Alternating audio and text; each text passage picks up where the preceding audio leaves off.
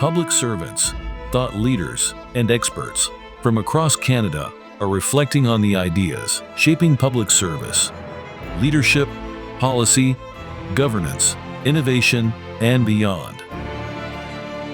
This is the Review and Reflection series, produced by the Canada School of Public Service. Welcome. Today we are having a conversation with somebody who I actually call Mr. Canadiana. He has a finger on two or three things that are very, very Canadian. And he's been at this a long time. He's been writing about our country in wonderful ways. I think he's actually been called the Poet Laureate of hockey. And I'm talking about Mr. Roy MacGregor. Welcome, sir. Thank you, sir. Now, we're going to start off with hockey. So before we kind of get into your later things about hockey and people that you've worked with and people that you've written books with and about and things like that, tell us your first couple of memories about hockey. Well, I learned to skate on Morris Monroe's rink. It was an next door neighbor, Maurice, and in Huntsville, Ontario. And the hardest player to get around was a red pine tree. It was a huge red pine right in the middle of the rink. So you had to keep your head up. And I started playing hockey, and I thought I was pretty good at it. And I made the Huntsville All-Star team. And my dad, who was a lumberjack, he came in once to see me play. He was able to come to one game. And he was so excited about it, and I was so excited to come in. He said, we got to the rink, and he said, I'm really excited to see that kid from Parry Sound named Bobby Orr. Not me. So we go in there, Bobby Orr's, we're playing Bobby Orr. I played against him for several years. We're friends now, we laugh about it. But I remember he was so good. And this is kind of a silly sexist story, which I'll apologize for now, but it just was the times. Our coach, Isidore, couldn't figure out what to do about Bobby Orr. He could score from the blue line, shoot it over our goalie's head. So you had to sign a green card before every game, and it's signed beside your number just to make sure that you weren't bringing in somebody's older brother or something like that.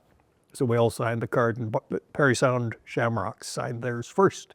Came over to our dressing room for us to sign. Mysore walks around the dressing room holding up the card. And he says, look at the way he signs his name. He writes like a girl. Wow. We get out on the ice and we find out Bobby Orr's not playing with a ballpoint pen. He's got a hockey stick. And he just creamed us. My dad was quite pleased. But as a young Canadian boy, were you like, who were you a fan of? Oh, my brother was a great fan of the Toronto Maple Leafs, so of course I hated them then, and I hate them now 70-some years later. Oh my goodness, this is terrible. Oh. Were you a Montreal Canadiens fan? Yes. Yeah. Oh my goodness, this is terrible. I was a Detroit fan because I like Gordie Howe. Yeah. And who was your favorite, did you have a childhood hero hockey player, Gordie Howe? I'd say Gordie Howe, yeah, and I was quite smitten with Bobby Hull until I found out later on in life that, off the ice he was not such a charming person. Can you tell our viewers, our younger viewers, what a Gordie Howe hat trick is? Well, they owned you about the Gordie Howe hat trick, and I can't prove this, but I've read it a couple of times, and he never had it. It's called a Gordie Howe hat trick, where you have a fight, an assist, and a goal all in the same game. I have to think maybe he did have it, but it's become the Gordie Howe hat trick. And Gordie, he's such a wonderful, wonderful, funny man, and he just was Gordie Howe. I played in a charity event out in Saskatchewan once, and Gordie was on the team, and I took my daughter, who was only 14 at the time, carry out. And she was excited about meeting Gordie Howe, and we're at the rink, and Gordie comes walking along, and suddenly, bang, my daughter goes flying into the boards. Gordie checked her. Well, she holds this up as one of the greatest things that ever happened to her. Oh, and Gordie Howe is about to be posthumously honored. The Gordie Howe Bridge is about to open will open this year, connecting Canada and the United States That's through correct, yeah. Windsor and Detroit. So If any trucks get to go over it. So let's fast forward a little bit. At some point, you started writing about hockey. Tell us a little bit about that. Well, I became a journalist kind of by accident. I had failed grade 12 terribly, 37% average. And they were going to kick me out of school. It used to be grade 13 then, you'll recall, in Ontario. And told me to go away for a year or two and think about it. And the English teacher came to the principal's office and said, I'd like to give him a chance to come back next year. And I want to start up in a magazine. I want him to be the editor. And I had 50, that's the only mark I passed, 53%. No, it made no sense whatsoever. And yet I just loved it. It was great. And the business editor was, the business manager was a young woman who had just moved out of town. Her father was a new teacher at the school. And she became my wife for 49 years. So there was that connection too. And I got gone.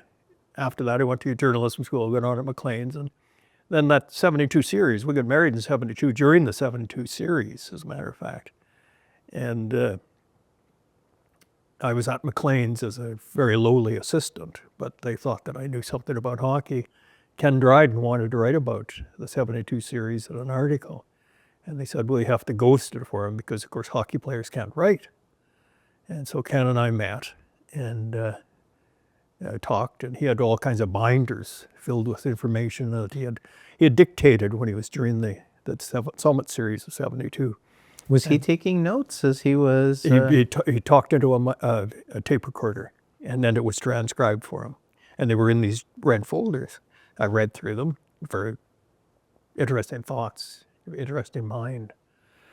And I wrote something which, on reflection, was just terrible. And he said, I'd like to take a run at it if you don't mind. I said, sure, go ahead. And he wrote a story, beautiful story about how I think about game 5, there was a face-off in his end, and he looked up and the captain of the Soviet team winked at him. It was just that magical moment. They knew they were into something extremely special. And following that, I went to Doug Gibson at Macmillan, who was a friend, and I said, this guy can write. You know, he's got these notepads and that.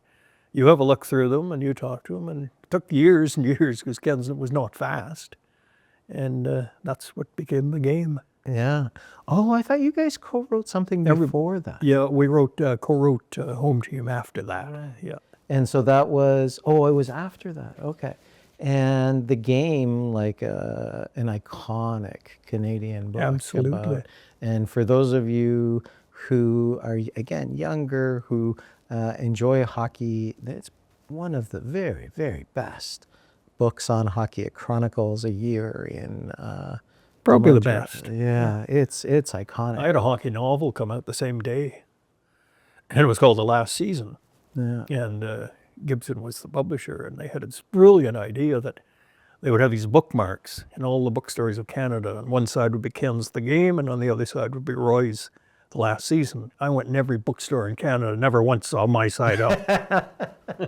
Well, it's hard to compete with, what is it, a 4, 5, 6-time Stanley Cup champion, and also lawyer, politician, Good person. cabinet minister, Just a good person. very, very good person who we lost relatively recently. Now, tell us about, you have what may be the most famous loony in Canadian history. Tell us that story. Yeah. Well, it was during the Olympics in Utah, in Salt Lake City. And I was down there covering it. And I'd gotten to know, working with him, Wayne Gretzky, fairly well. And he took me aside and he said, there's a secret that we're going to tell you, or you can't tell anyone. And he said that Trent Evans, the ice maker they'd brought down from Edmonton, of course, Wayne had known him, had buried a loonie at center ice when he made the ice. And the girls knew it, and the men knew it. And of course, they both won. It was fantastic. They thought it was the luck of the loonie. So then Wayne came to me and said, somebody needs to do this story up. So we did a book on it. Wayne did the foreword and I did the body. And it's just the story of the lucky loonie at Salt Lake City that led to Canada being victorious in the one game that we care most about. Do you know what happened to that loony? I believe it's in the Hockey Hall of Fame. Hockey Hall of That's what Fame in the Toronto. idea was anyway. Yeah. I know that. Yeah, it should be there if it's not. It really should be. Now, you mentioned Wayne Gretzky. Talk to us a little bit about probably the great, maybe Bobby Orr, maybe Gordie Howe, the greatest hockey player in history. Yeah, well, his father was I got to know his father quite well. And remember the lockout year of 1994, Gretzky and friends went over to Europe, but some of them took their dads. And Walter, I spent a lot of time with him. It was this little tiny guy. He'd been a good hockey player himself. He built a beautiful rink in their backyard called Wally's Coliseum, of all things. And Walter had all kinds of sayings, that now stand as kind of legendary. Don't go to where the puck is, go to where the puck's going to be. A lot of people misattribute that to his son. Yes, exactly. You'll miss 99% of the shots you never take and all this. And so it was neat to see the father-son dynamic. There were other fathers there too as well. It was really nice. And he was, before we move on to Wayne, he was like a quintessential hockey dad, quintessential Canadian hockey dad. Yeah. Like you mentioned the rink in the national backyard. hockey dad. Yeah. He's all our hockey. Yeah, worked at kind of Bell Canada, got up, Yep. took his kid to the rink every day. Yeah. But you know what happened to his foot? And he told me this story. He was 55, I think. He was still working for Bell. And he suffered an aneurysm, a stroke. And it took the part of his brain away that had all the memories of Wayne's Stanley Cups. It's all the memories of Wayne's great games, even the memory of Wayne scoring 383 goals for the Brantford team back when he was a little boy. And Walter, they tried to get them back into his head through video, the Stanley Cups and that. They had all the same. He said, I know it's not the same. I can't get the same feeling that I had at that moment, but I know what happened. I know why they matter, but it's gone. Remarkable. Kind of a bit of a stranger in a big part of his life. Yeah. Another hockey guy, a less obvious hockey guy. Tell us a little bit about your relationship with Stephen Harper, Prime Minister Stephen Harper, and hockey. Yeah, the most unusual incident in my career. I got a call from Michael Levine, who was an agent with Westwood Creative in Toronto. And Michael said, didn't know each other very well then. He said that he had a client who was working on a hockey book, and he's going to need some help with it, I think. It was about the good team, not the Montreal Canadiens. It was about the good proper The bad team. boys, yeah. The bad It was a book, but I didn't know what it was about. Yeah. And I certainly didn't know who was doing it. And I said, well, yeah, I'd be open to helping someone. I should know who it is, shouldn't I? He said, well, I'll tell you in the strictest of confidence, you must not tell anyone. No one's to know. Who is it? Well, it's the Prime Minister. Stephen Harper?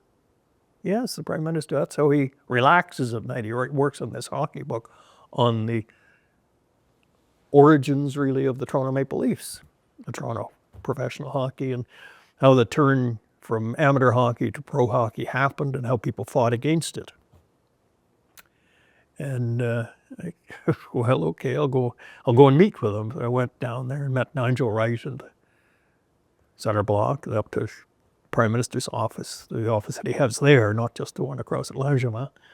And in the Prime Minister's office, we chatted, and I had read through his notes, and I had some 16, 17 comments. And he listened, and he never smiled. And I went home, and I told my wife, Ellen, I said, man, does that guy hate me? And, I'd worked on Parliament. I'd written some not particularly wonderful stuff about him, like everyone else had. I didn't think he liked the media at that time. And so then I got called back in by Nigel, and I go back down, and he's sitting there, Prime Minister said, and he goes through every one of those 17 points, and he negates every single one of them. And I go back home, I say, boy, he really does likes me. He wanted to shove it at me. And then I got another call, and they says the Prime Minister would be happy to work with you. So we start working together. And there were some very funny incidents. He never let himself out, he should have. He said, we asked me what I used to do, and I said, well, I'd worked on Parliament Hill, and he said, well, I wanted to be an accountant when I grew up, but I didn't have enough personality. So I became an economist. Like, why wasn't those kind of lines out there then? And we're up at the summer cottage at Harrington, and Ellen was there, and Mrs. Harper went for a hike, and the Prime Minister and I worked on his book. And I said, look, you've got to be able to hang this out there. We want personality in there. And I said, there's this guy, John Ross Robertson, who was very well known at the time, actually owned the Globe at one point, Globe and Mail. And I said, he's really intriguing because he's fighting hard to keep an amateur. And I said, but he's an eccentric. You know what his hobby was? He went to funerals and cried and cried and cried at the back. A super successful Toronto businessman who would leave at lunch and go to somebody's funeral he didn't even know. Well, I mean, how gold is that for material? He said, yeah, I've got a book on him, but it's not here. It's at 24 Sussex. Let's go. So all of a sudden there's these black SUVs pulling up in front of Harrington Lake, and there's Mounties all around, and they're going to go down and get the book. And Ellen and I are supposed to join in our 12-year-old SUV Ford. It was rusted and falling apart. Mountie tells us to get into the back of the line and follow them. Beach Lake Road, really way too fast. Out on a number 5. We get on a number 5, and they go into assassination preventive mode. They're going like this down the highway. We came to that turn at Chelsea, and at that 4-way stop, I had to pull out, because I was not one of those black cars with the lights on, I had to pull out and cut a guy off in a silver Jeep. He came in really close behind me, and I thought he was mad at me, and he's chasing, he's going down number 5, we're going down number 5, and they're shifting like this, taking evasive action. I said, no, what are we supposed to do? Well, you better do it too. So we're taking evasive action. Nobody can assassinate me. And we get down to 24 Sussex. We pull in, the Jeep pulls in right behind me. I said, oh, geez, this guy's mad. And he goes out, he's a Mountie, but he'd been stationed there waiting for them. So we get down, we get the book. I thought it was quite funny. Another time we were working late on the book. I was on my phone at home. He was on his phone at his home in 24 Sussex. We're chatting on the phone, and he says, I can hear a phone ringing in the background. And I can tell he's getting distracted. And I said, well, did you want to get that? He says, I think I have to get it. And he goes off, and he's mumble, mumble, mumble, mumble, mumble. I got right here, and I hear click. And he comes back, and he says, that was the phone. What do you mean? The phone. The phone that connects me to the President, the Prime Minister of England. The nuclear phone. Oh my God. He says, wrong number. Oh, we're alive. We're talking away, another half hour passes, and the phone starts ringing again. I'm thinking there's missiles coming across the Atlantic at this point. And he goes and answers it. And then he comes back and he's chuckling. He says, I said, what's up? What's up? He says, he didn't believe me. So let's close hockey here. Give us kind of your take on what hockey means to Canada, to Canadians, why it means so much to Canada, to Canadians. Well, first of all, it's making do with what you have. You have ice. And who knows the origins? There's all kinds of different theories on the origins, and that doesn't really matter. I like to say it's invented every single day on roads and in backyard rinks. It's reinvented every day by little kids with imaginations, and now, wonderfully, little girls with their imaginations. The nicest thing that's happened to hockey in my opinion, in all the years that I've covered it, has been the growth of the women's hockey and seeing little girls in hockey rinks as excited as little boys were for decades and decades. It's fantastic. Also, as a journalist, I've always found the women hockey players far more interesting to interview, more open to thinking out loud, less likely to deliver the usual cliches if we just stick to our game. I used to say to the guys, he says, well, you know, we'll be fine as long as we stick to our game plan. I'd say, what is your game plan? Well, I have no idea. It's just that's what they throw out. So I've really, really enjoyed that. And I think what it means to Canada is that it's something that we always believed we were better at than anyone in the world, and we still believe that. It's something that is teamwork, and you know, these are cliches, and I understand the flaws in them. But the fact of the matter is this country could not have ever been populated without teamwork, without sharing, without help. And so that lots of sports have to do with teamwork. Hockey has a huge emphasis on it.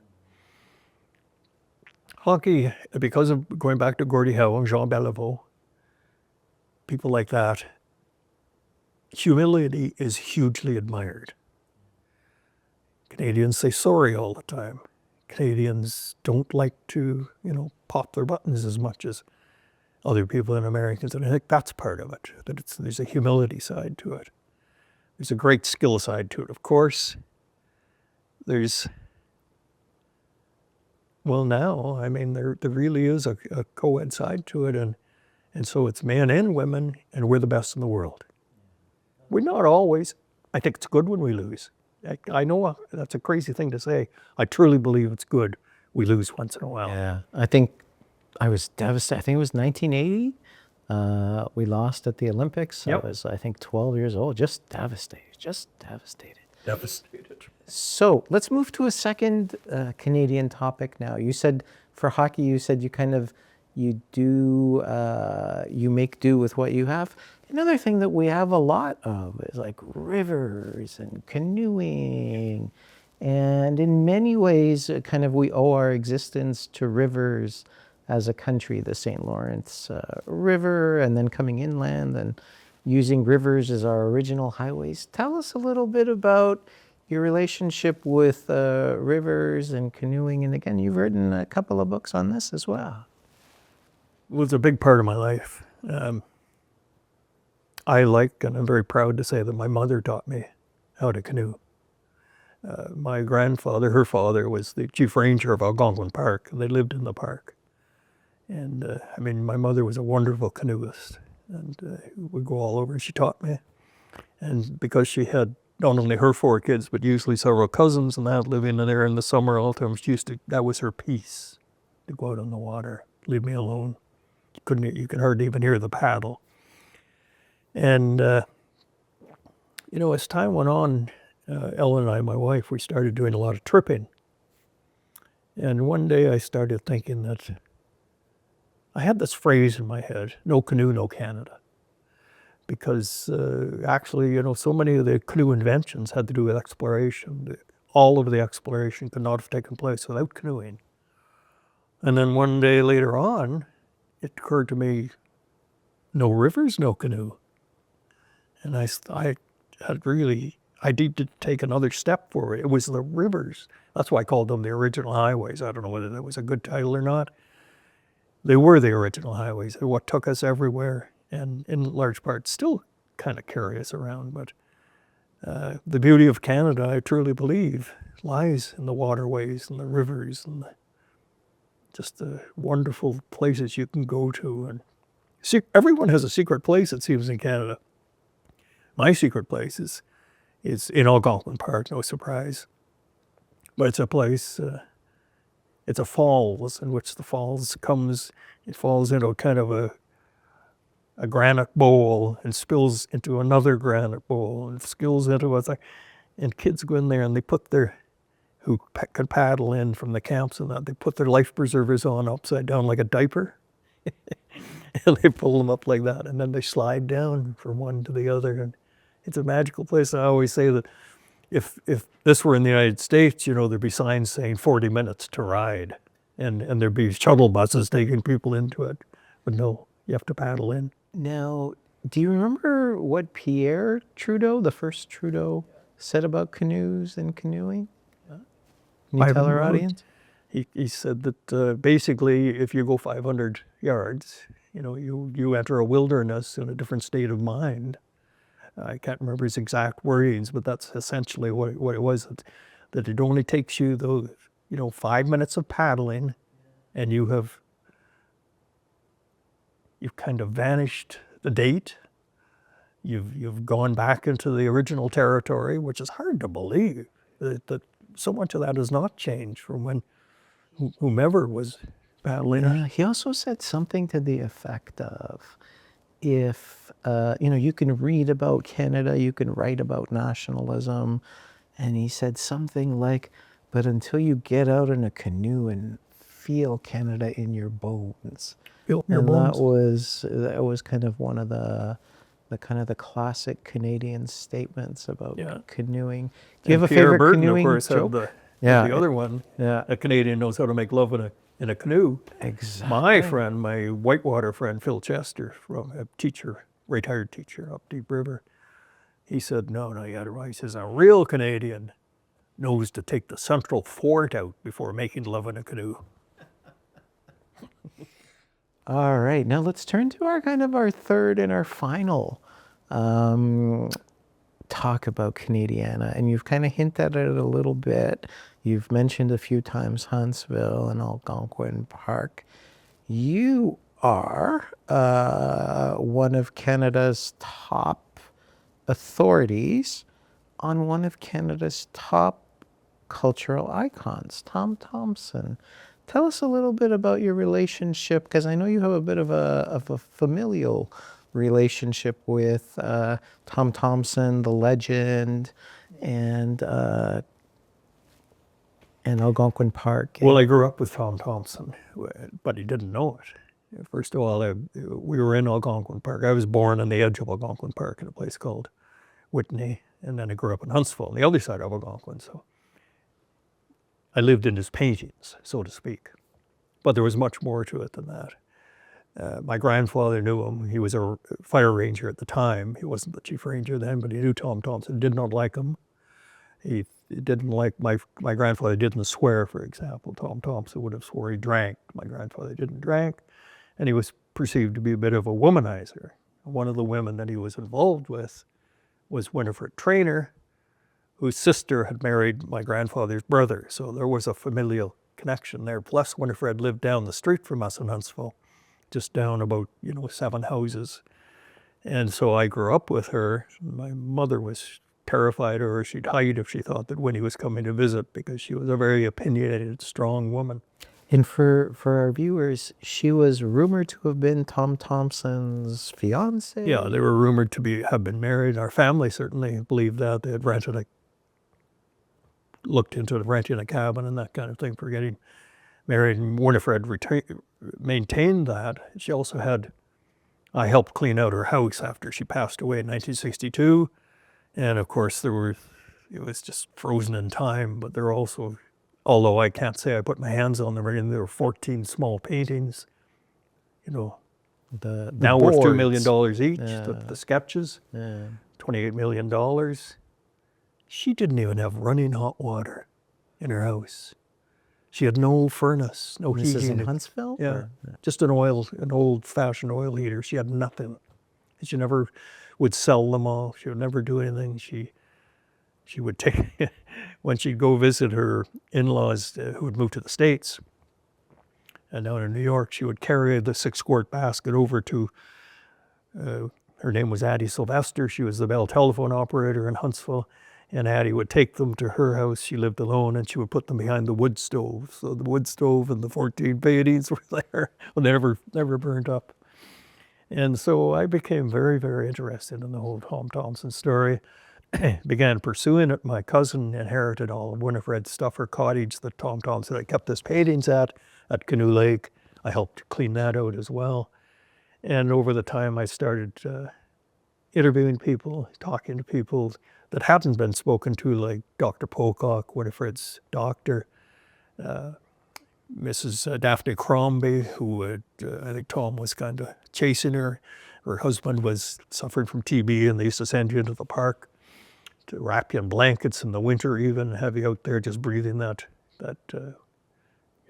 Algonquin Park air or Banff air, whatever it was.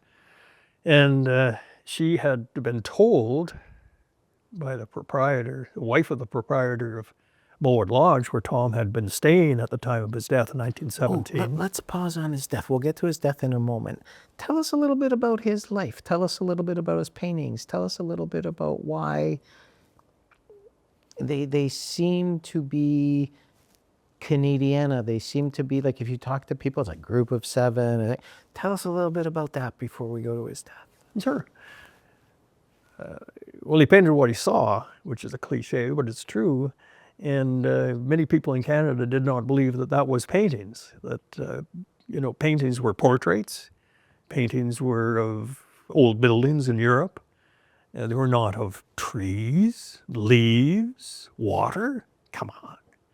But he was trained, he grew up on a farm in southwestern Ontario, and he took to painting quite early, but you couldn't really become a painter there, so he became a commercial artist. Right. And he worked in Toronto as a commercial artist. At Grip, I Grip, think? at Grip. Yeah.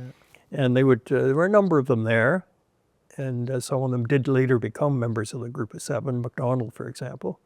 And they would go off on the weekend and paint around Toronto.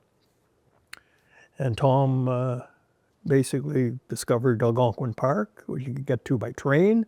You could go up there, you could stay at, there was a lodge made of an old lumber camp, Mulward Lodge. Stay there and you could go out painting. And he would bring Varley and other members of the group of seven up, and they would do their painting. And they could fish. And they could fish and drink and have a great old time. And drink and paint. Meet women. And of course, my grandfather thought they were deadbeats. And there was one story of one of my grandfather's colleagues one day was on the trains that you would go out there and they would move back and forth, the rangers on the tracks. And he came back into the ranger office. He said, Jesus Christ, he says, there's a guy down there at the end of the track. He says he's got his board up and he's slapping paint all over it. So I don't know whether it's my grandfather, not one of the other rangers, says, well, he's an artist. Oh, what's an artist? I mean, that's how alien these people were to the people that they were meeting in the park. And yet they loved to come there. They kept painting. And gradually, some people, like McCallum, the dentist in Toronto, understood as an art dealer collector, he thought that there was some magic in this. And he saw, as many now would agree completely, the essence and the beauty was in the quickly done ones. The little tiny board. Yeah, the little ones like Winnie had in her basket. Not the big, like we all know the big paintings that hung in the public schools, of West Wind, Northern ones, and the various Jack Pine, that kind of ones. And they're beautiful. They really are. Yeah. Do you have a but favorite? The sketches. Do I have a favorite? I like Jack Pine, I think, and I like West Wind. I do, yeah. But my favorite, may I? Yeah. And I'll tell you the reason for this, because it's kind of exotic. It's the canoe. It's just called the canoe. But this is what I love that one too. This is what so interesting about it. It's So like Tom the white Thomson, birch, I think. It Yes, looks birchy. it is. Yeah. Tom dies, drowns, murdered, whatever you want to call it, in July of 1917. His body surfaces on Canoe Lake. And, the mystery begins there. Well, Winifred Traynor, she tried to talk to the Thomson family about the paintings, and there was a rumor, widely held, that she was pregnant. She went off to Philadelphia with her mother for the winter. She had a sister who was training to be a nurse in New York. They stayed the winter in Philadelphia. They did not have relatives there. She came back at Easter, do the math. No child or anything like that. The rumor persisted. She stayed in her house, the Winifred Traynor house, the Traynor house. She stayed there all her life. She died in her 80s, 1962. 20 years plus pass, and Huntsville decides that it's going to honor the group of 7 and Tom Thomson by putting up murals. And they put them up around town. They're quite nicely done and attractive, a bit of a tourist attraction. Winifred Trainor's house had been razed to the ground, and they'd put up a brick structure, which was a medical center for a while. And they said, well, we'll put something up on the wall there, right where Winifred Trainor lived and died. The one they put up there was the empty canoe. They never thought. There was no connection. It's just that's what happened. And you just shivers you. Now, you turned that rumor into a beautiful novel, Canoe Lake, one of the best Canadian novels of the last century. Talk to us a little bit about why you did that. Well, as I go back, I was fascinated by the Winifred Trainor Tom Thomson story. So I thought, well, I'll write it as a novel. I wanted to be a novelist at the time. And I did 2 novels that in the last season. Didn't sell. And, you know, I used my journalism to turn to nonfiction. And I still kept doing fiction with children's books and that. But it was one way to get at the Tom Thomson story. It was 1980. So it was early on. And then years and years and years passed. And I thought, really, I've got all this material. I kept getting people would send me stuff, interested things. And it didn't matter what it was, you know, that it was always, whenever something came up, it was always kind of like mysterious. Even just the other day, you know, I got an email from a fella who said that his uncle, okay, so Tom drowns in Canoe Lake. His friends tie him to a root. It's summer. Flesh is coming off and there, it's ugly. They say, we're going to bury him. They bury him in the little Canoe Lake Cemetery. Winifred Trainor, on behalf of the family, arranges for an undertaker to come in, dig up the body and take it down to Leith by the train. All supposedly done, except a lot of people believe that he didn't do a thing because the undertaker come up late in the day. He worked supposedly through the night. The next morning he's there with a sealed casket and it's ready to go down to Leith. One ranger, Mark Robinson, went over and checked the hole where the guy had been digging the body out. Didn't seem to him that he could have possibly dug a casket out, removed a body from the a rough casket and put it into a real casket and done all this by himself. He didn't believe that he had done it. I got an email the other day from a guy who said his uncle was one of the people that moved the casket from Innsbruck, when it went over to Kearney on the track and then changed the tracks for running from North Bay down south. They had to move the casket into another car. He said it was too light. The uncle had always said it was too light to hold the body. There were rocks rolling around in it. Little things like that, right? Just add to the mystery. So this is kind of our last question, but in addition to Tom Thomson, the artist being the icon, another kind of Canadian iconic moment or story or tale or mystery is his death. What do you think? I know you're on record on this already, but tell us, for the benefit of our viewers, how do you think Tom Thomson died? Well, I think it's a mystery, and I think it's a beautiful mystery.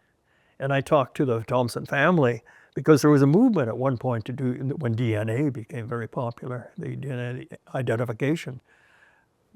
Dig up whatever is in Leith, if it's a body, or if it's not a body, that would prove that he's still at Canoe Lake. Go back to Canoe Lake where they reburied the bones after having checked at one point, checked them over and decided it wasn't Tom Thomson. It was as they said back then in India, but an indigenous person who happened to be on a hunting and on a portage. Well, no. Even the Algonquins of that area say that, no, this didn't happen. So there is bones at Canoe Lake. And who do they belong to? Well, DNA might have solved that. But I talked to Tracy Thomson, who's a very wonderful artist in her own right. And she's a grandniece of Tom's. And she said to me, and I think it was just beautifully put, she said, I don't think we should do that. She said, it's reached a point now where the mystery and the paintings are inextricably combined. Each supports the other, each lives off the other, each makes the other larger than they could possibly be. Why not just leave the mystery? I'm all for that. I think he was killed. I think he's still at Canoe Lake. I can't prove it. I just believe it, and I'm happy doing that. Roy MacGregor, author, journalist. It's been so much fun talking to you about Canadiana, talking about hockey and rivers and canoes and Tom Thomson. Thank you so much. Pretty corny. But that's Canada. That's me, I guess. Thank you. It was a wonderful interview.